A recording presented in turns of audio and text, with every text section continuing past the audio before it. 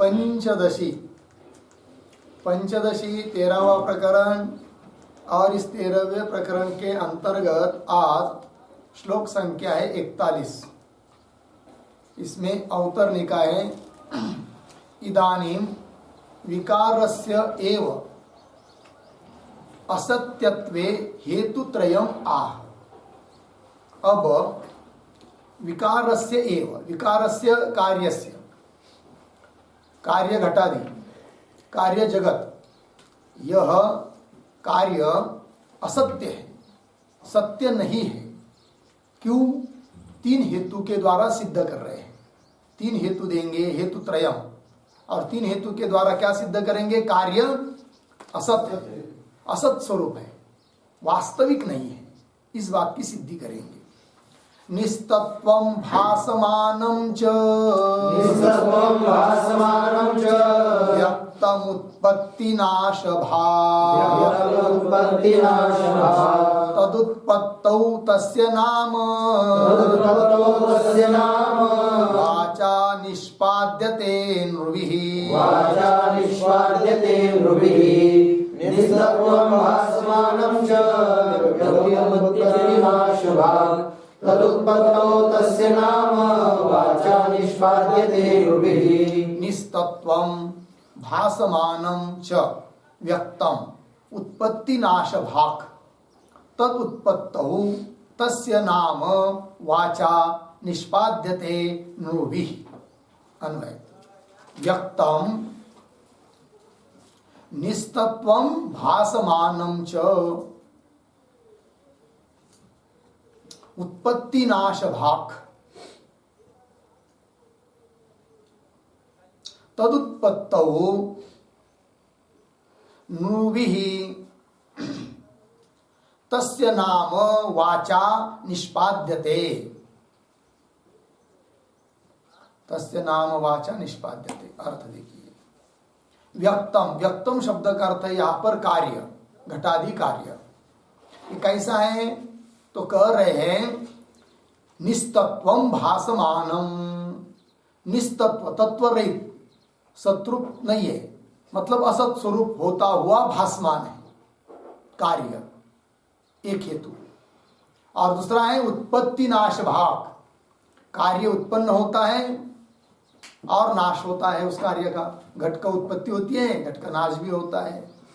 और तद उत्पत्तो, वह कार्य उत्पन्न होने पर नृभिः, लोगों के द्वारा, तस्य कार्यस्य नाम वाचा निष्पाद्यते, उस कार्य को वाणी के द्वारा उस कार्य का व्यवहार करते हैं लोग, शब्द से व्यवहार करते हैं, अर्थात नाम मात्र है। तो 3 हेतु दिए, तो इन 3 हेतु के द्वारा कार्य पारमार्थिक नहीं है, वास्तविक नहीं है, असत स्वरूप, इस बात की सिद्धि होती है। कैसे? कि निस्तत्व होता हुआ भी प्रतीत हो रहा है कार्य, एक बात, उत्पत्ति नाश वाला है, और वाणी के द्वारा, वाणी से उसका शब्द प्रयोग करते हैं। ठीक है, ये बात। तो टीका को देखिए, निस्तत्वमिति, तो व्यक्तम, व्यक्तम प्रतीक है। व्यक्तम का अर्थ व्यक्त शब्द वाच्यम घटादि कार्यम। व्यक्त शब्द का वाच्य, व्यक्त शब्द का अर्थ कौन लेना है? घटादि कार्य। स्वरूपेण असत एव अवभासते, स्वरूपता देखा जाए तो असत ही है, तो भी प्रतीत हो रहा है, इसलिए मिथ्या है। जैसे रज्जु के ऊपर प्रतीत होने वाला सर्प स्वरूपता है नहीं, किंतु दिखाई देता है, अतः कल्पित है। शुक्ति पर प्रतीत होने वाला रजत स्वरूपता है नहीं, किंतु दिखाई देता है, अभासमान है, अतः मिथ्या है। उसी प्रकार यह कार्य वस्तुतः देखा जाए तो है नहीं, मिट्टी ही है। घट जो दिखाई दे रहा है वो मिट्टी से अतिरिक्त है नहीं है, वस्तुतः है नहीं, दिखाई दे रहा है, इसलिए वो असत है, मिथ्या है। तो वही कह रहे हैं। तो व्यक्त शब्द वाच्यम घटादि कार्यम स्वरूपेण असदेव किंतु अवभासते, प्रतीत होता है। एक तथा उत्पत्ति विनाशवत उपलब्धते, जैसे कि उसकी उत्पत्ति हो रही है, नाश हो रहा है, ऐसा दिखाई दे रहा है। और जो चीज उत्पत्ति होती, उत्पन्न होता है, नष्ट होती है, वह असत ही होती है, मिथ्या ही होती है, ये बात। तथा उत्पत्ति विनाशवत उपलभ्यते। और उत्पत्ति अनंतरम, समझ लीजिए उत्पत्ति हो गई घट की, तो उत्पत्ति के बाद वाग इंद्रिय जन्य नामात्मकत्वेन व्यवह्रियते। वाग इंद्रिय से जन्य उसका नाम बोला जाता है और उस नामात्मक ही है, नाम से अतिरिक्त सिद्ध नहीं होता है। कौन? घटादि, है कि नहीं? कैसे इसका स्पष्टीकरण करेंगे कि नाम से अतिरिक्त नहीं है करके।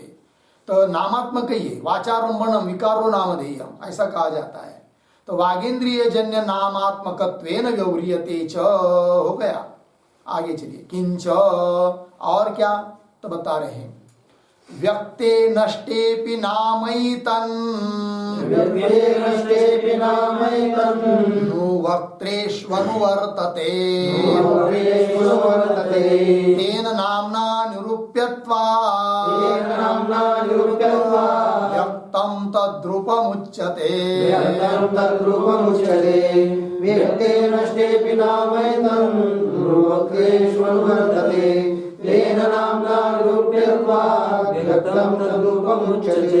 व्यक्ते नष्टे अपि नाम एतत् नृवक्त्रेषु अनुवर्तते तेन नाम्ना निरूप्यत्वात् व्यक्तं तद्रूपम उच्यते। अन्वय, व्यक्ते नष्टे अपि एतत् नाम नृवक्त्रेषु अनुवर्तते।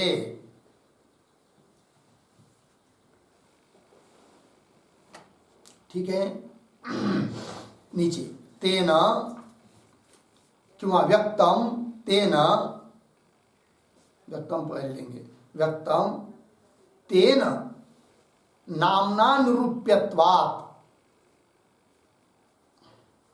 तद्रूपम उच्यते। ठीक है, अर्थ को देखिए। तो व्यक्ते नष्टे अपि, व्यक्त, व्यक्त शब्द का अर्थ है कार्य। तो स्वरूपता कार्य नष्ट होने पर भी, घट टूट गया, फूट गया, तो भी एतत् मतलब उस घट रूप कार्य से अभिन्न जो उस घट का नाम, नाम से अतिरिक्त तो कुछ है नहीं घट, तो एतत् मतलब उस घट का नाम, एतत् नाम नृवक्त्रेषु लोगों के मुखों में अनुवर्तते, घट टूटने पर भी, फूटने पर भी घट ऐसा उल्लेख लोगों के द्वारा होता है। नृवक्त्रेषु अनुवर्तते, इससे क्या सिद्ध होता है फिर? तो कर रहे व्यक्तम, व्यक्तम अर्थात कार्यम, तेन नामना निरूप्यत्वात्, तेन मतलब वाणी के द्वारा व्यवहार किए जाने वाला जो नाम, उस नाम से उसका निरूपण किया जा रहा है, उस कार्य का, व्यक्त का, घट का। तो नाम से द्वारा, नाम से निरूपण हो रहा है, इससे सिद्ध होता है कि वह घट नाम से अतिरिक्त नहीं है, नाम से अभिन्न नहीं है। यदि नाम से, नाम मतलब नाव, घट, घट ये नाव, यदि नाम से अतिरिक्त होता घट, तो घट फूटने के बाद उस नाम से उसका व्यवहार नहीं होता, घट टूट गया, ये भी व्यवहार है, शब्द प्रयोग है। तो टूटने पर भी, फूटने पर भी नाम से उसका व्यवहार होता है, अतः वो नाम से अतिरिक्त नहीं है। अर्थात घटादि कार्य जितना भी है वह नाम मात्र है, वस्तुता नहीं है, ये कहना है। तो वही कह रहे हैं, व्यक्ते नष्टेपि एतत् नाम नृवक्त्रेषु अनुवर्तते, इसलिए व्यक्तम तेन नामना निरूप्यत्वात्, उस नाम से उसका निरूपण हो जाता है, इसलिए तद्रूपम उच्यते, वो नाम रूप ही है, नाम से अतिरिक्त नहीं है। कौन? घटादि कार्य। टीका को देखिए, व्यक्त इति, व्यक्ते प्रतीक है, व्यक्ते मतलब कार्य स्वरूपे, व्यक्ति शब्द का अर्थ कर दिया कार्य स्वरूपे। नष्टे अपि प्रतीक, तो सती सप्तमी, कार्य स्वरूपे नष्टे अपि, कार्य स्वरूपता नष्ट होने पर भी, एतत् प्रतीक, एतत् अर्थात कार्यात् अभिन्नम नाम, एतत् नाम मतलब कार्य से अभिन्न जो उस कार्य का नाम है, वह नाम नृवक्तेषु, नृवक्तेषु का अर्थ कर रहे नृणाम, नृणाम मतलब शब्द प्रयोक्तॄणाम मनुष्याणाम, शब्द प्रयोग करने वाले जो मानव है, मनुष्य है, उन मनुष्यों के वदनेषु अर्थात मुखेषु, मुखों में, अनुवर्तते, मुख में नाम तो रहता ही है, कोई आदमी मर गया तो भी उसका नाम बहुत दिन तक चलता है, नाम से उसका व्यवहार करते हैं लोग कि ऐसा ऐसा था, बहुत अच्छा था, या जो भी होगा उसका नाम से व्यवहार करते हैं। अतः वो नाम मात्र ही है, नाम से अतिरिक्त नहीं है। तो मनुष्याणाम वदनेषु अनुवर्तते ततः किम, ठीक है बोले, वह नाम नष्ट हुए कार्य का भी नाम लोगों के मुख में रहता है कुछ काल तक, उससे क्या सिद्ध हो जाएगा? तब पूछ रहा है पूर्व पक्षी, ततः किम, तत्र उसका उत्तर दे रहे श्लोक के उत्तरार्ध से। तो प्रतीक आया है व्यक्तम, व्यक्तम का अर्थ है कार्यम, तो तेन, ये भी प्रतीक है, तेन का अर्थ कर रहे हैं वाचा व्यवह्रियमाणेन नामना, तेन नामना, मतलब वाणी के द्वारा व्यवहार किए जाने वाला जो नाम है उस नामा, नामना, नामना का अर्थ कर रहे शब्देन, उस शब्द से, निरूप्यत्वात्, निरूप्यत्वात् का अर्थ कर रहे हैं व्यवह्रियमाणत्वात्, अर्थात कार्य नष्ट होने पर भी उस कार्य का जो नाम है वह लोगों के मुख में अनुवर्तित होता है, उससे ये सिद्ध होता है कि वह कार्य उस नाम से निरूपित हो जाने के कारण, निरूप्य व्यवह्रियमाणत्वात् तद्रूपम, प्रतीक, तद्रूपम का अर्थ कर रहे हैं तस्य नाम न रूपम एव रूपम यस्य तत्तथा, तद्रूपम इत्यर्थः है कि नहीं? तस्य नाम न रूपम, वह नाम ही है रूप, स्वरूप जिसका, ऐसा वह कार्य है, अर्थात कार्य नाम से अतिरिक्त नहीं है, नाम मात्र है, शब्द भर के लिए है, वस्तुता नहीं है। तस्य नाम न रूपम एव रूपम यस्य तत्तथा नामात्मकम उच्यते इत्यर्थ, अर्थात वो कार्य क्या है? नामात्मक है, नाम स्वरूप है, नाम से अतिरिक्त नहीं है, कहने भर के लिए है, वास्तविक नहीं है। अयम भाव, क्या भाव निकला, तात्पर्य क्या निकला, उसको भी बता रहे टीकाकार। विमतः घटः, घट शब्दात्मक भवितुम अर्हति, क्यों? घट शब्देन व्यवह्रियमाणत्वात्, घट शब्दवत् इति यह अनुमान है। इसमें पक्ष है एक साध्य हेतु उदाहरण, पक्ष कौन है? विमतः घट, घट ये विशेषण, घट का विशेषण है विमतः, विमत मतलब विवाद का विषयभूत जो घट, वह घट कैसा है जी? तो कह रहे घट शब्दात्मक भवितुम अर्हति, घट शब्दात्मक है, घट शब्द से अतिरिक्त घट नाम की कोई वस्तु नहीं है, घट शब्दात्मक भवितुम अर्हति, क्यों? तो घट शब्देन व्यवह्रियमाणत्वात्, यदि वह घट, घट इस शब्द से अतिरिक्त रहता तो घट शब्द से उसका व्यवहार नहीं होता, किंतु घट शब्द से उसका व्यवहार हो रहा है, अतः सिद्ध होता है कि वह घट घट शब्दात्मक ही है, घट शब्द से अतिरिक्त नहीं है। कौन? घट कैसा है? घट शब्द स्वरूप है, मठ, ये हम जिसमें रह रहे वो मठ है, किंतु तो मठ भी वस्तुता क्या चीज है? वस्तुता कुछ नहीं, देखा जाए तो ईट पत्थर सीमेंट, इसके अलावा कुछ नहीं है, तो भी हम इसको मठ कर रहे हैं। तो मठ ये शब्द है, क्या है? शब्दात्मक ही है, शब्द से अतिरिक्त तो कोई मठ नाम की वस्तु नहीं है।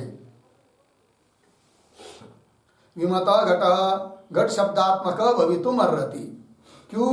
घट शब्देन व्यवह्रियमाणत्वात्, उदाहरण घट शब्दवत, जैसे घट शब्द से भिन्न नहीं है कि नहीं, उस प्रकार घट वस्तु भी घट इस नाम से अतिरिक्त नहीं है। क्यों? कि घट इस शब्द से उसका व्यवहार हो रहा है, यदि भिन्न रहती तो घट शब्द से उसका व्यवहार नहीं हो पाता, जबकि व्यवहार हो रहा है, अतः नाम मात्र ही है, नाम से अतिरिक्त वस्तु नहीं है, ये बात। एवं हेतु त्रयम प्रसाद्य इदानीम अनुमान रचना प्रकारम सूचयति, इस प्रकार तीन हेतु को दिखाकर प्रसाद्य सिद्ध करके, है कि नहीं, कार्य घटाधिक कल्पित है, इस बात को सिद्ध करने के लिए तीन हेतु दिए, सिद्ध किया। अब तो उस तीन हेतु दिखाए किंतु अनुमान का आकार दिखाया नहीं, अब उस तीन हेतु को लेकर अनुमान का आकार भी दिखाना है, तो उस अनुमान के आकार में सब सिद्ध हो जाएगा। पक्ष कौन, उसमें किस साध्य की सिद्धि करना है, और उस साध्य की सिद्धि करने के लिए वही तीन हेतु देने हैं जो ऊपर अभी तक बताए, निस्तत्व भासमान इत्यादि, तो बता रहे सब हेतु भी स्पष्ट हो जाएंगे। एवं हेतु त्रयम प्रसाद्य, तीन हेतु को सिद्ध करके इदानीम अब अनुमान रचना प्रकारम सूचेति, अनुमान के रचना का प्रकार सूचित कर रहे दिखा रहे हैं। निस्तत्वत्वात् विनाशित्वात् वाचारंभण नामतः व्यक्तस्य न तु तद्रूपं सत्यं किंचिन्मृदादिव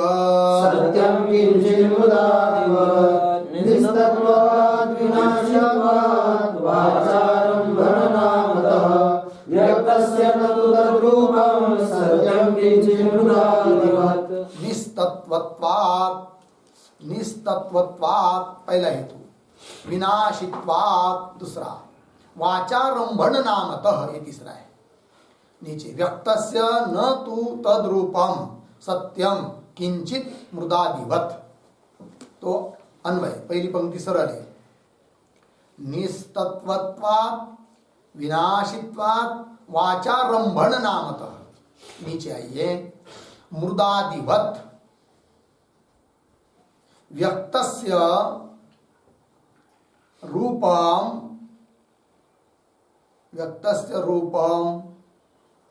तत् किंचित सत्यम न तु। ठीक है, देखो भाई, तो तीन हेतु बताया है। निस्तत्वात् मतलब तत्व रहित होने से, विनाशी होने से, और वाचारंभण नामतः। वाचारंभण नामतः मतलब वाणी से आरंभ किया जो नाम उस नाम स्वरूप है। वाणी से उच्चारित जो नाम उस नाम स्वरूप है, नाम से अतिरिक्त नहीं है, ये बात। तो क्या ऐसा होने के कारण मृदादिवत, मिट्टी आदि की तरह, ये व्यतिरिक्त दृष्टांत है।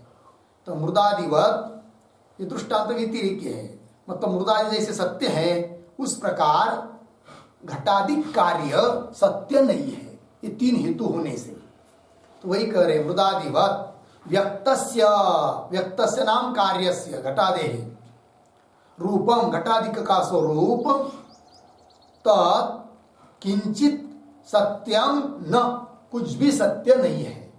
घटादि कार्य जितना भी है, तो घटादि कार्य से ये समस्त जगत रूप कार्य ये सब कैसा है? कल्पित है कि नहीं? वास्तव नहीं है। क्यों? निस्तत्वत्वात् विनाशित्वात् वाचारंभण नामतः। ये तीन हेतु के द्वारा।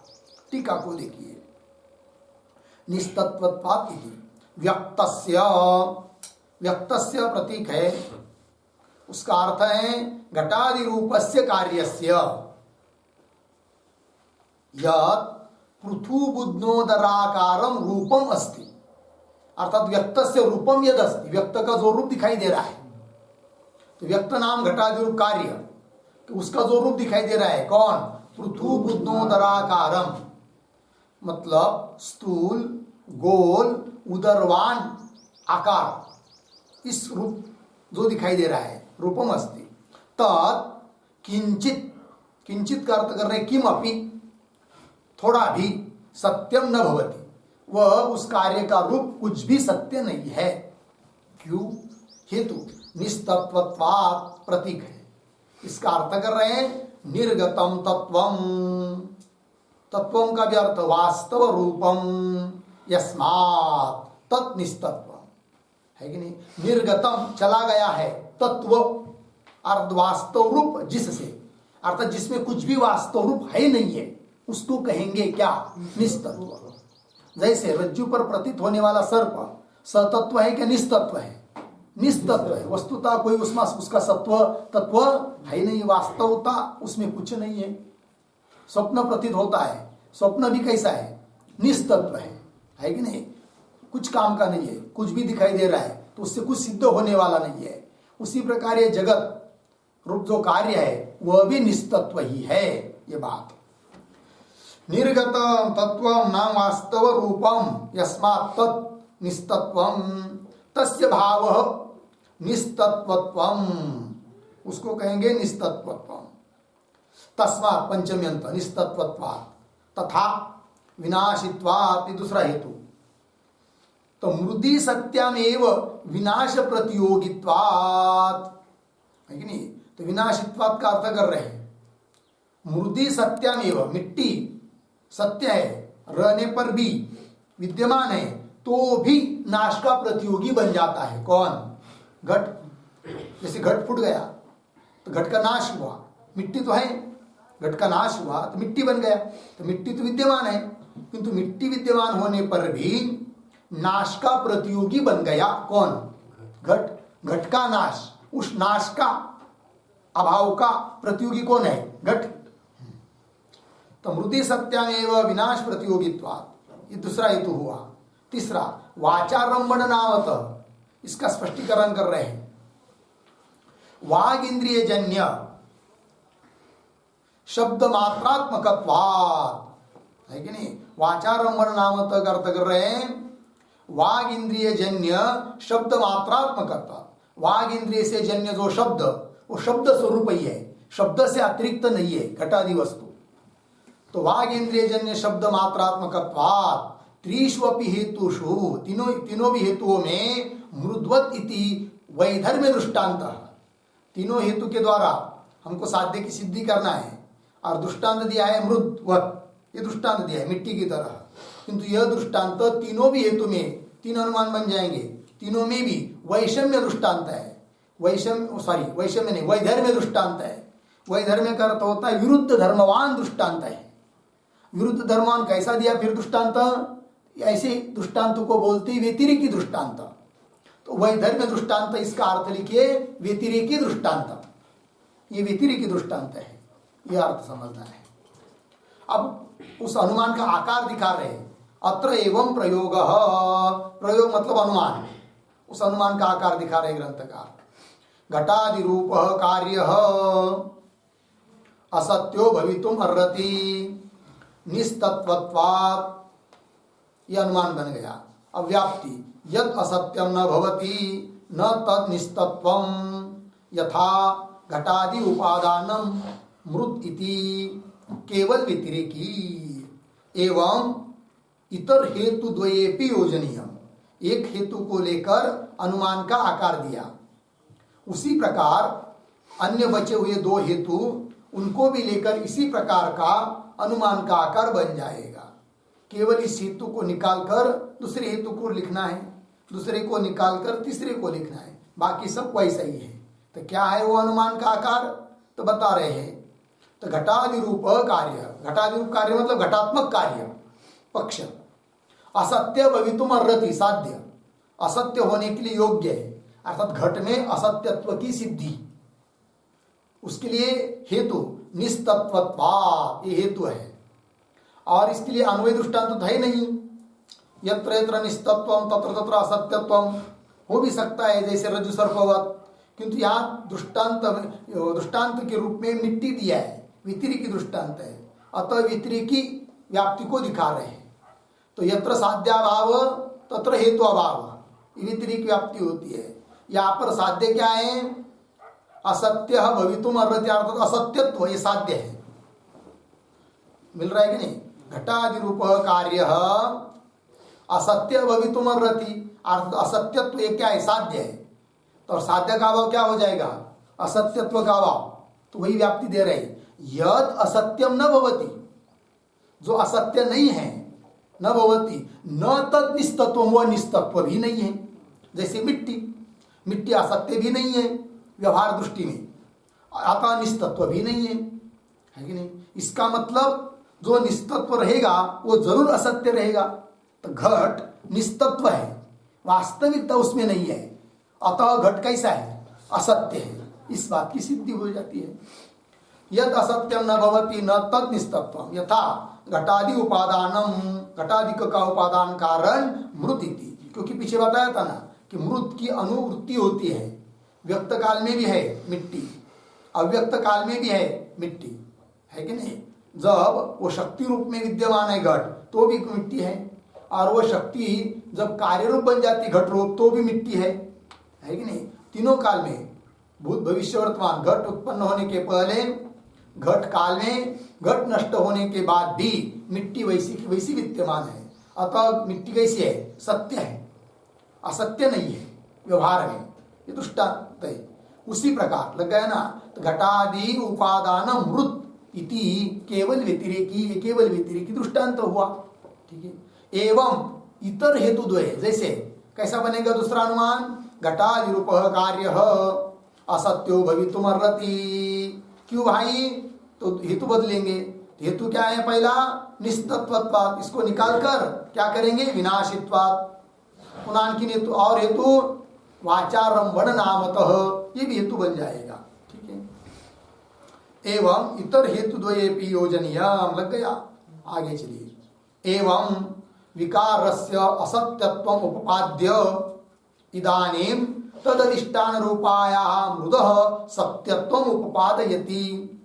एवं इस प्रकार से अभी तक किए हुए चिंतन के अनुसार विकारस्य असत्यत्वम् उपपाद्य, विकार असत्य है इस बात का उत्पादन किया, प्रतिपादन किया, लग गया। विकार मतलब कार्य, घटादि असत्य है ये बात कही। और अब इदानीं तद अधिष्ठान रूपाया, तद घट का अधिष्ठान रूप जो मिट्टी है वह सत्य है, इस बात को कहने जा रहे ग्रंथकार दृष्टांत में। और दृष्टांत में ऐसा बताने से क्या सिद्ध होगा, तो दार्ष्टान्त में भी जगत रूप कार्य असत्य है, कल्पित है, और जगत रूप कार्य का अधिष्ठान जो ब्रह्म तत्व है वह सत्य है, इस बात की सिद्धि हो जाएगी। इदानीं तदधिष्ठान रूपाया मृदः सत्यत्वम् उपपादयति, मिट्टी सत्य है, इस बात का उत्पादन कर रहे, प्रतिपादन कर रहे हैं। व्यक्त काले ततः पूर्व ऊर्ध्वमप्येक रूप भाव सतत्वमविनाशं च सत्यं मृद्वस्तु कथ्यते। व्यक्त काले ततः पूर्वम् ऊर्ध्वमप्येक रूप भाव सतत्वमविनाशं च सत्यं मृद्वस्तु कथ्यते। व्यक्त काले ततः पूर्वम् ऊर्ध्वम् अपि एक रूप भाग सतत्वम् अविनाशी अविनाशम च सत्यम मृद्वस्तु कथ्यते। ठीक अन्वय, पहली पंक्ति सरल है, 1.5 पंक्ति। व्यक्त काले ततः पूर्वम् ऊर्ध्वम् अपि एक रूप भाग सतत्वम् अविनाशम च मृद्वस्तु सत्यम कथ्यते। ठीक है। मृद्वस्तु अर्थात मिट्टी रूप वस्तु सत्य बोली जाती है, क्यों, उसका कारण बता रहे हैं।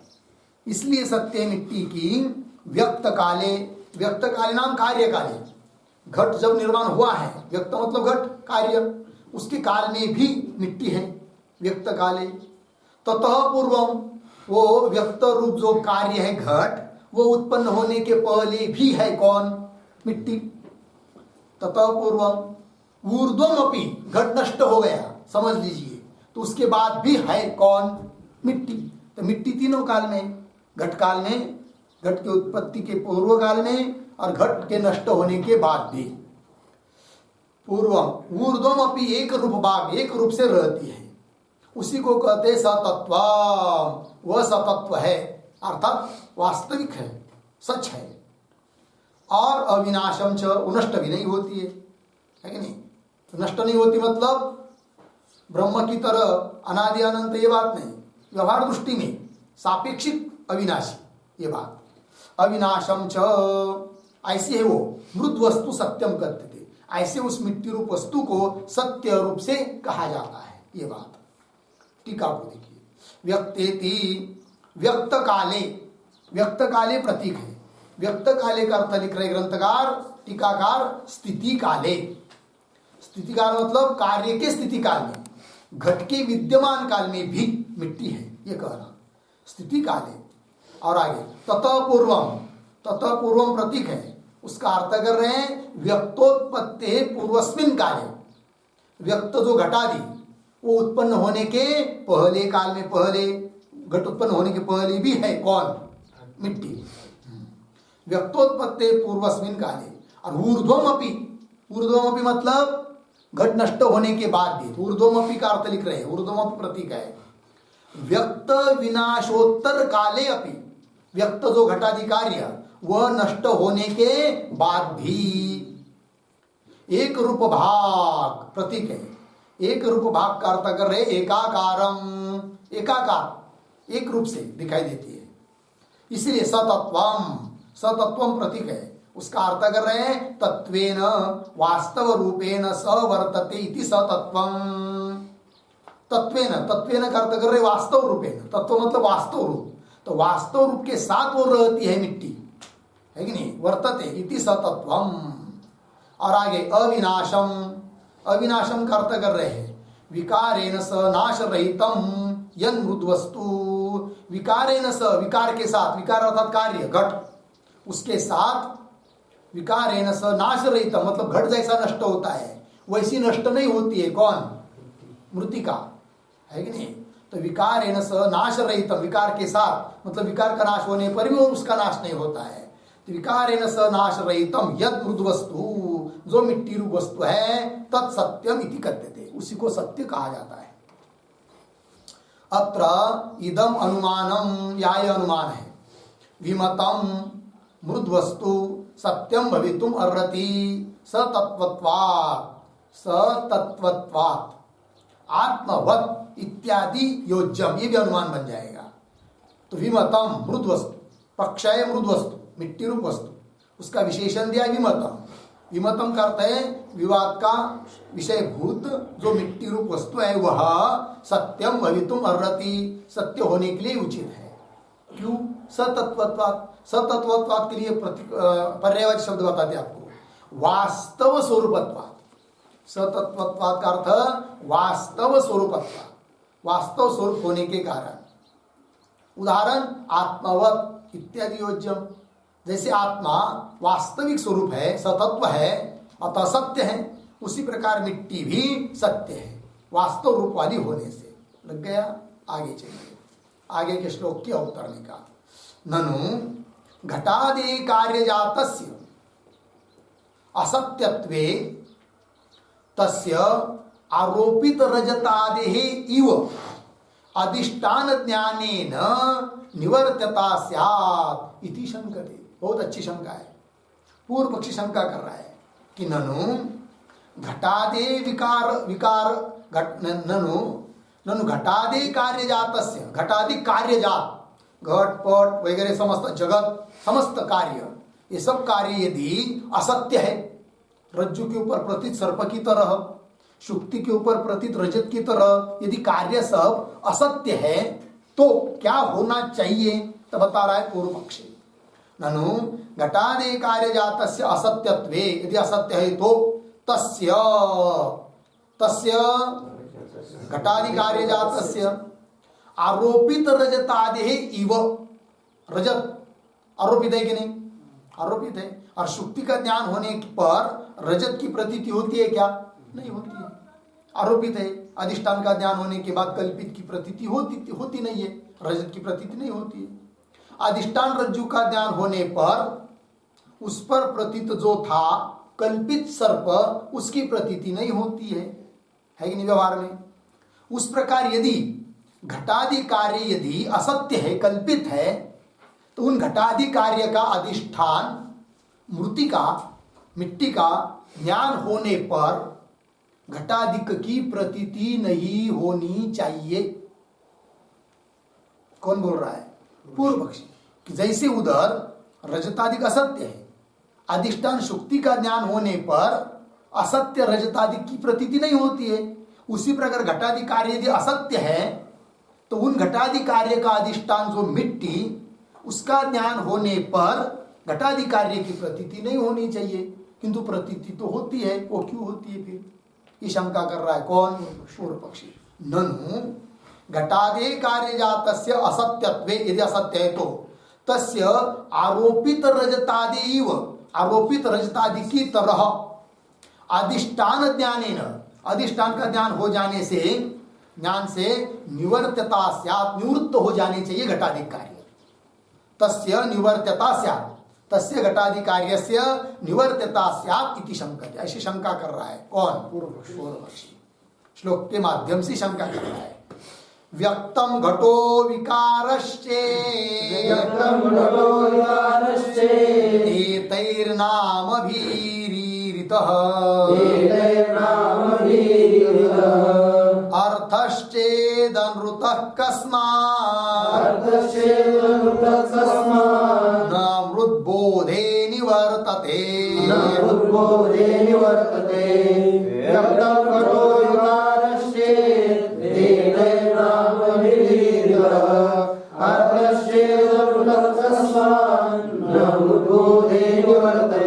व्यक्तम घटः विकारः च इति एतैः नामभिः ईरितः अर्थः चेत् अनृतः कस्मात् न मृद्बोधे निवर्तते। श्लोक के माध्यम से शंका की है। अन्वय देखिए, पहली पंक्ति सरल है।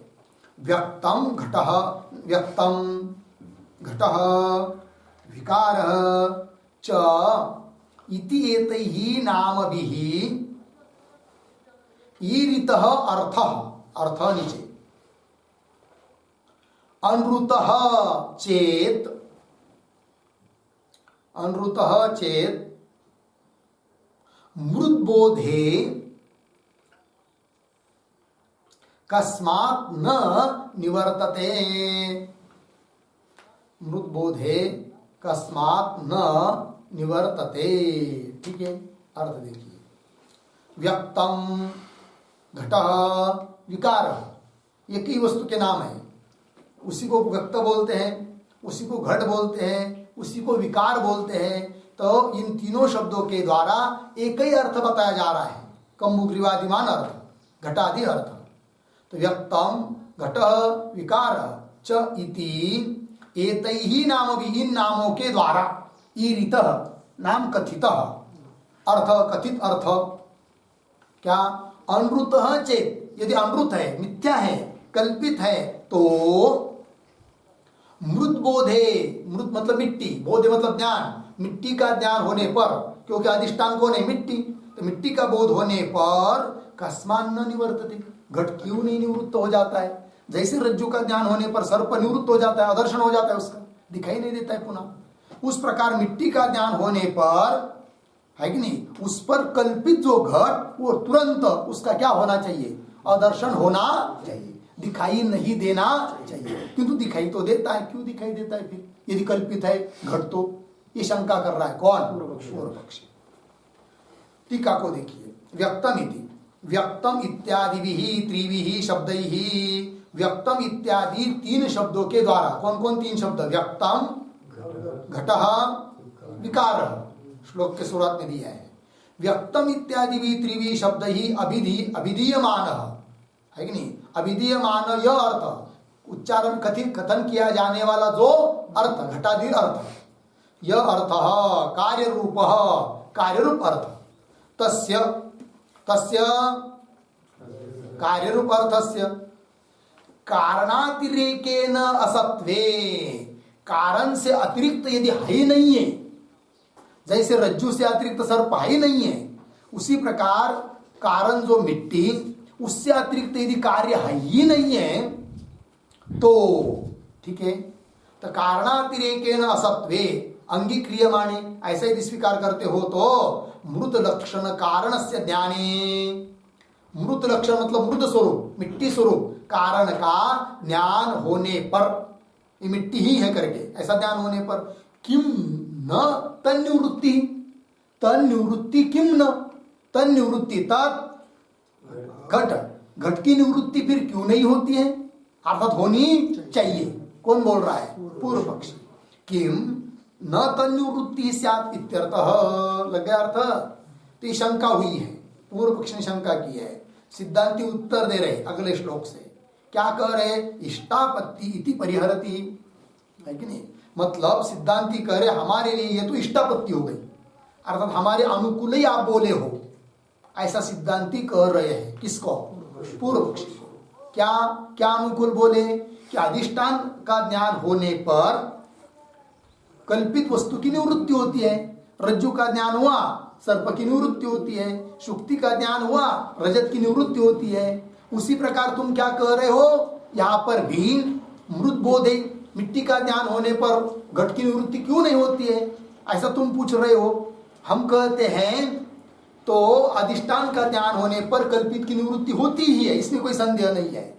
और यहाँ पर भी अधिष्ठान भूत जो मिट्टी, उसका ज्ञान हुआ तो निवृत्ति हो ही गई है। कार्य रोध घट, उसकी निवृत्ति हो ही गई है।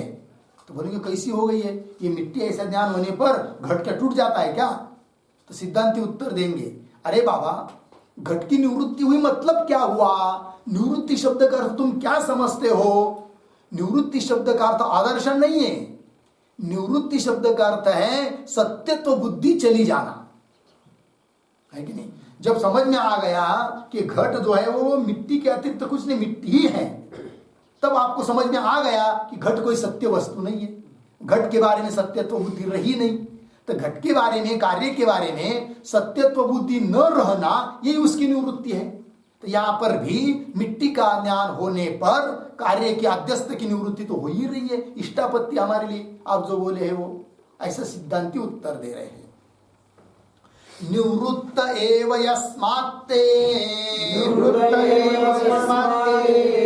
तत्सत्यत्वमतिर्गता इद्रुम निवृत्तिरेवात्र बोधजानत्वभासनम् निवृत्त एव यस्मात्ते तत्सत्यत्वमतिर्गता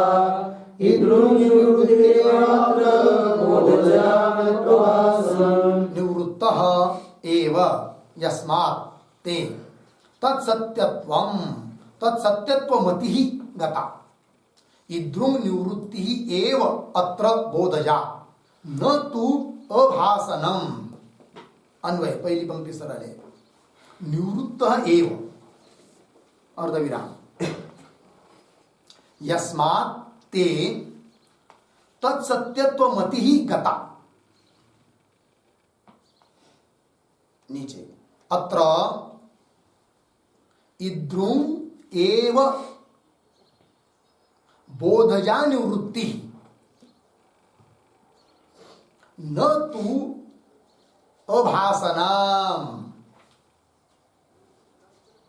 ठीक है, चलिए भाई, तो सिद्धांती कह रहे हैं जैसे रज्जु का ज्ञान होने पर सर्प निवृत्त होता है, शुक्ति का ज्ञान होने पर रजत निवृत्त होता है, ब्रह्म का ज्ञान होने पर जगत निवृत्त होता है, उसी प्रकार हम भी कह रहे हैं कि मिट्टी का ज्ञान होने पर घट की निवृत्ति हो जाती है। निवृत्त हो गया है घट।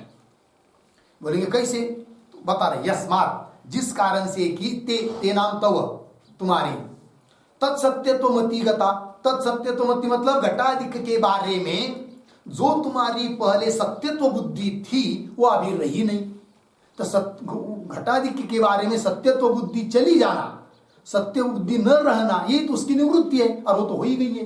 कब? जब आपको ये ज्ञान हुआ, कौन सा? कि मिट्टी ही है करके, मिट्टी के अतिरिक्त कुछ नहीं है, दिखाई दे रहा है घट, अरे मिट्टी तो है, ऐसा जब तुमको बोध हुआ तब घट की निवृत्ति हुई। घट की निवृत्ति हुई मतलब क्या? घट के बारे में जो सत्यत्व बुद्धि थी वो चली गई, और यही निवृत्ति होती है।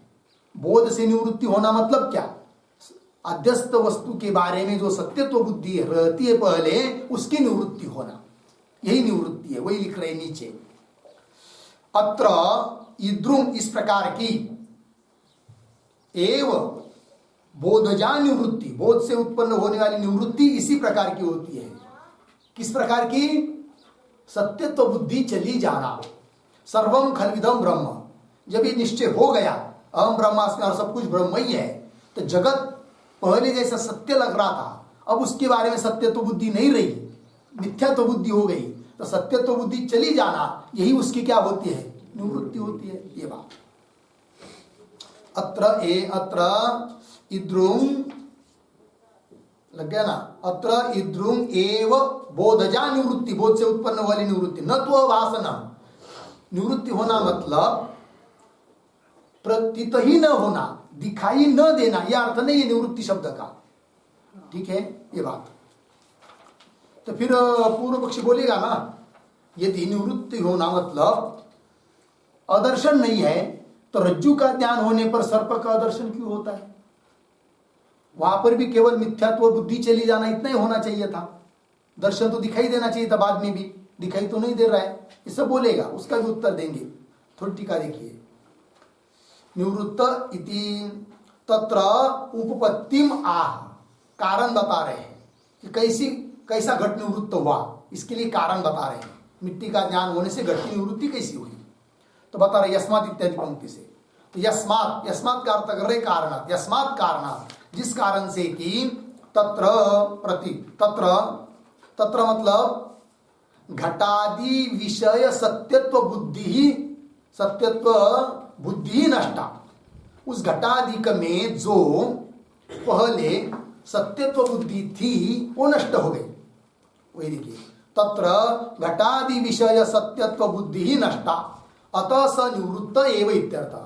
घटादि के बारे में जो सत्यत्व बुद्धि थी वो निवृत्त हो गई, और ये सत्यत्व बुद्धि चली जाना यही उस घट की क्या है, निवृत्ति है। अतः स निवृत्त एव इत्यर्थ लग गया। ननु आरोपित रजतादि रूपस्य एव अप्रतीति उपलभ्यते न सत्यत्व बुद्धि अपगम इति आशंक्य। शंका कर रहा है पूर्व पक्षी, क्या? ननु आरोपित रजतादि रूपस्य, आरोपित जो कौन, रजत, आरोपित कौन, सर्प, रजत है कि नहीं? वहां पर तो अधिष्ठान का ज्ञान होने पर आरोपित जो सर्प रजत उनका तो आदर्शन हो जाता है, आदर्शन रूप निवृत्ति हो जाती है। और तुम तो कहते हो कि कल्पित वस्तु की निवृत्ति का मतलब उसके बारे में सत्यत्व बुद्धि न रहना, इतना ही है। फिर वहां पर भी रज्जु का ज्ञान होने पर भी सर्प दिखाई ही देना चाहिए, केवल सत्यत्व बुद्धि चली जानी चाहिए।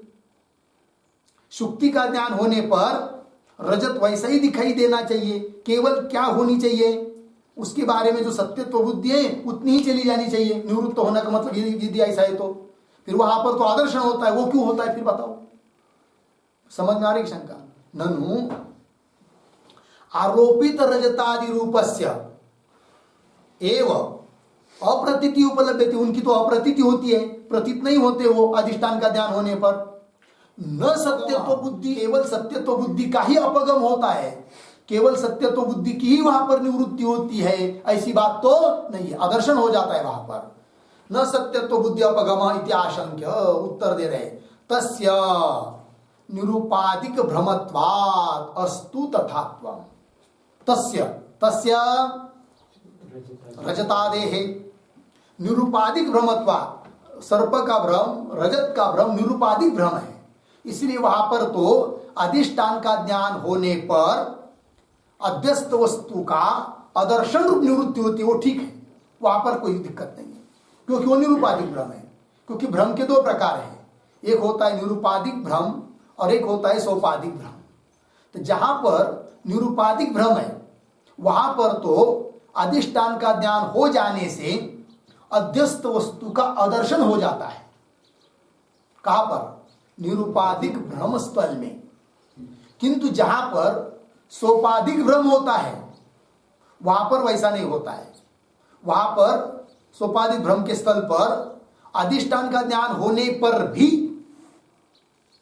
अध्यस्त वस्तु दिखाई देती रहती है, केवल उसके बारे में सत्य तो बुद्धि नहीं रहती है। ठीक है, कहां पर? जहां पर सोपाधिक भ्रम है।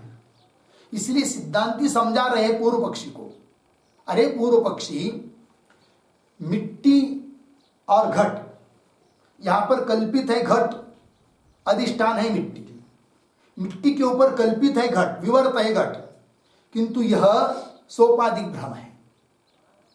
और शुक्ति रजत का, रज्जु सर्प का निरूपाधिक भ्रम है।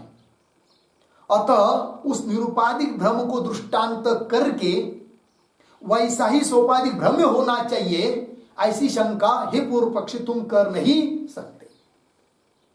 ठीक है, क्योंकि सिद्धांत यह है कि जहां पर निरूपाधिक भ्रम रहता है वहां पर तो अधिष्ठान का ज्ञान हो जाने से कल्पित वस्तु, अध्यस्त वस्तु का आदर्शन हो जाता है। कोई दिक्कत नहीं। किंतु जहां पर सोपाधिक भ्रम होता है वहां पर अधिष्ठान का ज्ञान होने पर भी कल्पित वस्तु का आदर्शन नहीं होता है। केवल कल्पित वस्तु के बारे में जो सत्यत्व बुद्धि रहती है वो निवृत्त होती है। ठीक है, ये बात है। अब सोपाधिक भ्रम किसको कहते हैं, निरुपाधिक भ्रम किसको कहते हैं, उसको भी समझाएंगे। ठीक है जी। तो पहली पंक्ति देखिए, तस्य निरुपाधिक भ्रमत्वात् अस्तु तथात्वम्। यह तो मतलब प्रकृत प्रसंग में सोपाधिक भ्रमे सत्यत्व बुद्धि अपगम एवं निवृत्ति। सोपाधिक भ्रम के स्थल पर केवल सत्यत्व बुद्धि की निवृत्ति होना ही निवृत्ति है, वहां पर आदर्शन नहीं होगा। लग गया अर्थ। और सत्यत्व बुद्धि के सहित अध्यस्त का आदर्शन कहां पर होता है, जहां पर निरुपाधिक भ्रम होता है। तो निरुपाधिक भ्रम स्थल पर दोनों हो जाएगा। क्या क्या दोनों हो जाएगा, आदर्शन भी और सत्यत्व बुद्धि का अपगम भी। किंतु जहां पर सोपाधिक भ्रम है वहां पर केवल सत्यत्व बुद्धि का अपगम, सत्यत्व बुद्धि की निवृत्ति होगी, कल्पित का आदर्शन नहीं होगा। ये दोनों का अंतर है। यह तो सोपाधिक भ्रमे सत्यत्व बुद्धि अपगम एवं निवृत्ति ही स्यात् इत्यभिप्रायेण। इस अभिप्राय से उत्तर दिया है श्लोक के उत्तरार्ध से। अत्र का अर्थ कर रहे हैं सोपाधिक भ्रम स्थले। अत्र प्रतीक है, अत्र मतलब सोपाधिक भ्रम स्थले, भ्रम में। इद्रुक प्रतीक है। इद्रुक एवं का अर्थ कर रहे हैं सत्यत्व बुद्धि अपगम रूपा एव। सत्यत्व बुद्धि का अपगम होना, सत्यत्व बुद्धि की निवृत्ति होना, इतनी ही निवृत्ति है कि नहीं, यही उसकी निवृत्ति है। सत्यत्व बुद्धि अपगम रूपा एव बोधजा निवृत्ति। बोधजा मतलब अधिष्ठान यथात्म ज्ञान जन्य, अधिष्ठान के यथार्थ ज्ञान से उत्पन्न होने वाली निवृत्ति।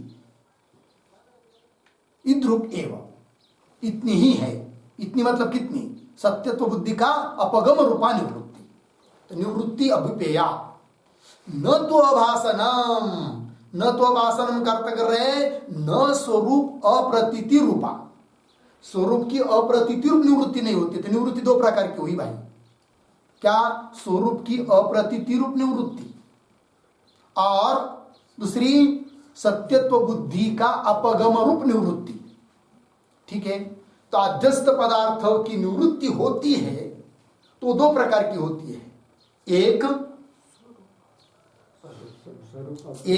स्वरूप अप्रतीति रूप निवृत्ति होती है कहीं कहीं जगह, और दूसरी सत्यत्व बुद्धि का अपगम रूप निवृत्ति होती है।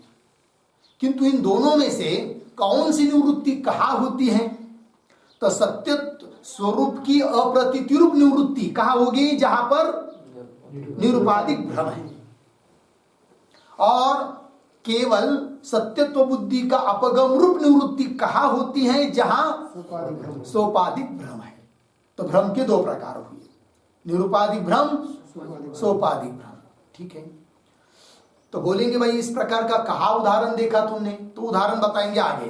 किंतु सोपाधिक भ्रम क्या है और निरुपाधिक भ्रम क्या है उसको थोड़े में समझाता हूं, बहुत सरल है, कोई कठिन नहीं। तो केवल देखो, कोई भी भ्रम हो तो अज्ञान से ही उत्पन्न होता है कि नहीं? तो केवल अज्ञान से जन्य जो भ्रम उसको कहते हैं निरुपाधिक भ्रम। क्या, केवल अज्ञान से जन्य जो भ्रम है उसको क्या कहेंगे, निरुपाधिक भ्रम। बरोबर। और कुछ उपाधि सहित अज्ञान से जन्य जो भ्रम उसको कहेंगे सोपाधिक भ्रम। उपाधि सहित अज्ञान से जन्य मतलब और कोई निमित्तों को साथ लेकर अज्ञान से उत्पन्न जो भ्रम है उस भ्रम को कहेंगे क्या, सोपाधिक भ्रम। बात समझ में आई? अब कैसे, जरा थोड़ा सा समझाएंगे उदाहरण से। तो जैसे सभी भ्रम के लिए अज्ञान तो कारण ही है, इसमें कोई संदेह नहीं। जो भी भ्रम हो रहा है उसके लिए कारण कौन है, अज्ञान ही है कि नहीं? किंतु और भी कोई सामग्री जुड़ जाती है तो हो जाता है सोपाधिक भ्रम, और अन्य कोई सामग्री नहीं जुड़ती है तो हो जाता है निरुपाधिक भ्रम। ठीक है, तो बोलेंगे ऐसा कैसा? कोई भी भ्रम तो अज्ञान से उत्पन्न होता है, और कोई भी भ्रम हो केवल अज्ञान से तो हो ही नहीं सकता, उसके लिए और सामग्री तो लगती ही है। तो सभी भ्रम फिर सोपाधिक होने चाहिए, ऐसी कोई शंका करेगा तो उसका उत्तर भी थोड़ा समझ लेंगे। क्या ये बात सही है, केवल अज्ञान से कोई भी भ्रम उत्पन्न नहीं होता है, अज्ञान और कुछ निमित्त और चाहिए ही चाहिए, कुछ निमित्तों को लेकर ही अज्ञान से भ्रम उत्पन्न होता है। फिर बोलेंगे उन बाकी के जो निमित्त है उनको लेकर ही अज्ञान से भ्रम उत्पन्न हो रहा है, तो सभी भ्रम को सोपाधिक कहना चाहिए, तो क्यों नहीं? तो नहीं, तो मुख्य अज्ञान, सभी भ्रम के लिए उपादान कारण कौन है? अज्ञान। और उस अज्ञान को छोड़कर बाकी जितने भी कारण होंगे वो निमित्त कारण, और वो निमित्त कारण दो प्रकार के होते हैं। निमित्त कारण कितने प्रकार के होते हैं? दो। कौन कौन? एक कार्यकाल वृत्ति निमित्त कारण। क्या? कार्यकाल वृत्ति निमित्त कारण। और दूसरे निमित्त कारण होते हैं कार्यकाल पूर्व वृत्ति निमित्त कारण। कार्यकाल है ना, कि वह कार्य पूर्व वृत्ति निमित्त कारण, कार्य उत्पन्न होने के पहले पहले वो निमित्त कारण लगते हैं। और कुछ कैसे होते हैं? क्या? कार्य जब तक रहेगा तब तक वो निमित्त कारण भी रहना पड़ता है, वो निमित्त कारण हट जाता है तो कार्य भी हट जाता है। ऐसे ही निमित्त कारण को बोलते हैं क्या? कार्यकाल वृत्ति निमित्त कारण। उदाहरण से समझेंगे, जैसे घट है, घट उत्पन्न होने के लिए बहुत सारे कारण हैं, दंड, चक्र, कुलाल, ठीक है, मिट्टी तो उपादान कारण, उसको छोड़ दीजिए, बाकी के निमित्त कारण दंड, चक्र, कुलाल और कपाल द्वय का संयोग, ये भी निमित्त कारण है। बराबर, उनमें से दंड, चक्र, कुलाल ये सब कार्य पूर्व वृत्ति निमित्त कारण है, मतलब कार्य उत्पन्न होने के पहले उनकी जरूरत है। दंड, चक्र, कुलाल सब चाहिए तब घट उत्पन्न होगा, किंतु एक बार घट उत्पन्न हुआ तो कुलाल मर भी जाता है, दंड टूट जाता है, चक्र भी टूट जाता है, तो भी घट नष्ट नहीं होता है। अतः वो निमित्त कारण तो थे, लेकिन कैसे? कार्य पूर्व वृत्ति निमित्त कारण। किंतु कपाल द्वय का संयोग वो भी निमित्त कारण है, किंतु वो कार्यकाल वृत्ति निमित्त कारण है। जब तक वो कपाल द्वय का संयोग रहेगा तब तक घट रहेगा, और कपाल द्वय का संयोग यदि टूट जाता है, संयोग नष्ट हो जाता है, तो घट भी नहीं नष्ट हो जाता है, घट भी नहीं रहता है। तो कपाल द्वय का संयोग कैसा हुआ? कार्यकाल वृत्ति निमित्त कारण। तो निमित्त कारण के दो प्रकार समझ में आए। उस प्रकार कोई भी भ्रम जो होता है उसके लिए उपादान कारण तो अज्ञान ही है, किंतु उस अज्ञान के साथ यदि कार्यकाल वृत्ति निमित्त कारण रहते हैं तो उसको हम उपाधि मानते हैं।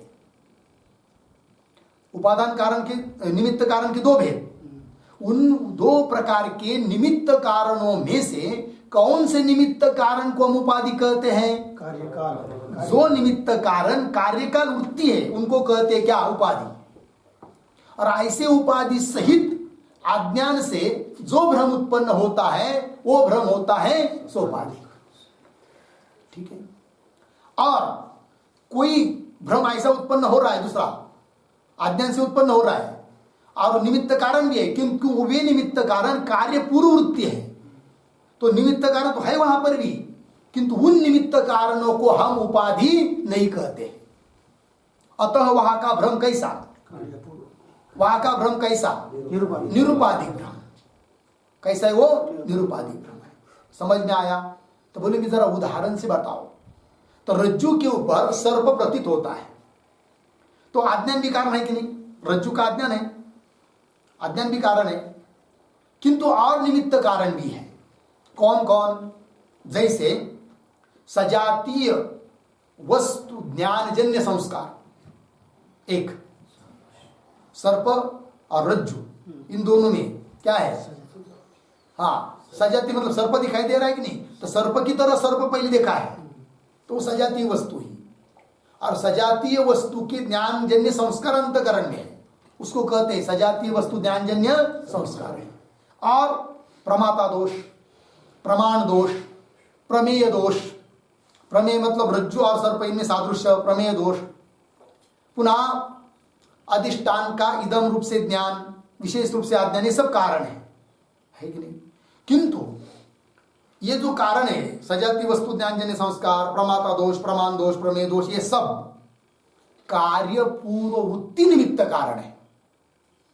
अतः रज्जु के ऊपर सर्प की भ्रांति हो रही है, शुक्ति के ऊपर रजत प्रतीत हो रहा है, भ्रम ही है। उसके लिए उपादान कारण अज्ञान ही है, और उस अज्ञान के लिए सहकारी कुछ निमित्त कारण भी है, किंतु तो भी यहां का भ्रम निरुपाधिक भ्रम है। क्योंकि अज्ञान को सहकारी जो निमित्त कारण है, वे निमित्त कारण कार्य पूर्व वृत्ति है, न कि कार्य काल वृत्ति है। अतः यहां का भ्रम कैसा हुआ? निरुपाधिक भ्रम हुआ। लग गया? और निरुपाधिक भ्रम स्थल में क्या होता है? अधिष्ठान का ज्ञान हुआ तो अध्यस्त की जो पदार्थ होता है उसकी अप्रतीति, स्वरूप की अप्रतीति रूप निवृत्ति होती है। अतः रज्जु का ज्ञान होने पर सर्प की अप्रतीति हो जाती है, शुक्ति का ज्ञान होने पर रजत की अप्रतीति होती है, निरुपाधिक भ्रम होने के कारण। और जहां सोपाधिक भ्रम रहता है वहां पर तो अधिष्ठान का ज्ञान होने पर भी स्वरूप की अप्रतीति नहीं होती है, अपितु केवल सत्यत्व बुद्धि का अपगम होता है। उदाहरण, मृगजल हम लोगों को कभी कभी दिखाई देता है कि नहीं? वो भ्रम ही है ना, उसके लिए उपादान कारण अज्ञान तो ही है, किंतु निमित्त कारण भी बहुत सारे हैं। जैसे दूरता दोष है, और प्रकाश और उखर भूमि का संयोग, ये भी एक कारण है, निमित्त कारण है। किंतु प्रकाश और उखर भूमि, उषर भूमि जिसको कहते हैं, उनका जो संयोग है वह संयोग कार्यकाल वृत्ति निमित्त कारण है। वो संयोग नहीं रहेगा तो मृगजल नहीं दिखाई देता है कि नहीं? और संयोग है तो मृगजल दिखाई दे रहा है। वहां का भ्रम कैसा हुआ? फिर सोपाधिक भ्रम हुआ। फिर वहां पर उषर भूमि है ये ज्ञान होने पर भी मृगजल की निवृत्ति स्वरूप से अप्रतीति नहीं होती है, केवल उसके बारे में सत्यत्व बुद्धि नहीं रहती, सत्यत्व बुद्धि का अपगम होता है। लग गया? और एक दृष्टांत, जैसे जल के किनारे कोई वृक्ष है या मनुष्य खड़ा है, और वो तो सीधा है, ऊपर सिर है, नीचे पैर है, किंतु जल में देखेंगे तो उल्टा दिखाई देता है, सिर नीचे और पैर ऊपर। वैसा है क्या? नहीं है, किंतु ऐसा दिखाई दे रहा है, अर्थात भ्रम है। और उस भ्रम के लिए कारण कौन? अज्ञान, उपादान कारण अज्ञान है। और निमित्त कारण है क्या? उस जल के साथ सन्निहित है वो वृक्ष, सानिध्य, यही वहां पर निमित्त कारण है, और वो कार्यकाल वृत्ति है। अतः वहां का भ्रम भी कैसा है? सोपाधिक है। और सोपाधिक भ्रम होने के कारण आदमी जल में देख रहा है, अरे उल्टा दिखाई दे रहा है, तो सही है। अधिष्ठान तटस्थ पुरुष का, तट पर स्थित पुरुष का ज्ञान हुआ तो भी भ्रम हो रहा है, दिखाई दे रहा है पुरुष, किंतु अब सत्यत्व बुद्धि उसमें रही नहीं, किंतु स्वरूप तो दिखाई दे रहा है। तो स्वरूप से अप्रतीति नहीं हो रही है, अधिष्ठान का ज्ञान होने पर भी स्वरूप से अप्रतीति नहीं, स्वरूप से दिखाई दे रहा है भ्रम, उल्टा मनुष्य, किंतु सत्यत्व बुद्धि का अपगम हुआ। क्यों? यहां पर भी भ्रम जो है वो कैसा है? सोपाधिक भ्रम है। लग गया अर्थ? इसलिए सिद्धांति कह रहे पूर्व पक्षी को, अरे बाबा, शुक्ति रजत सर्प, रज्जु सर्प इत्यादि जगह पर अधिष्ठान का ज्ञान होने पर भले स्वरूप की अप्रतीति हो रही, कोई बात नहीं, क्योंकि वो सोपाधिक भ्रम है, निरुपाधिक भ्रम है। किंतु मिट्टी का ज्ञान होने पर कार्य जो दिखाई दे रहा है, कौन? घटादि, तो घटादि के बारे में सत्यत्व बुद्धि चली जा रही है, न कि स्वरूप की अप्रतीति नहीं हो रही है। क्यों? कि यहां भी भ्रम ही है, किंतु यह भ्रम सोपाधिक भ्रम है। इसलिए वहां ऐसा होता है, वहां ऐसा होना चाहिए, ऐसी तो शंका नहीं कर सकता है। लग गया अर्थ? बस। अब पूर्व पक्षी पूछ रहा है कि एवं को दुष्टम, ऐसा कहा देखा है तुमने, उदाहरण बताओ।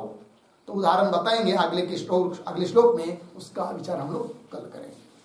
ओम पूर्णमदः पूर्णमिदं पूर्णात् पूर्णमुदच्यते पूर्णस्य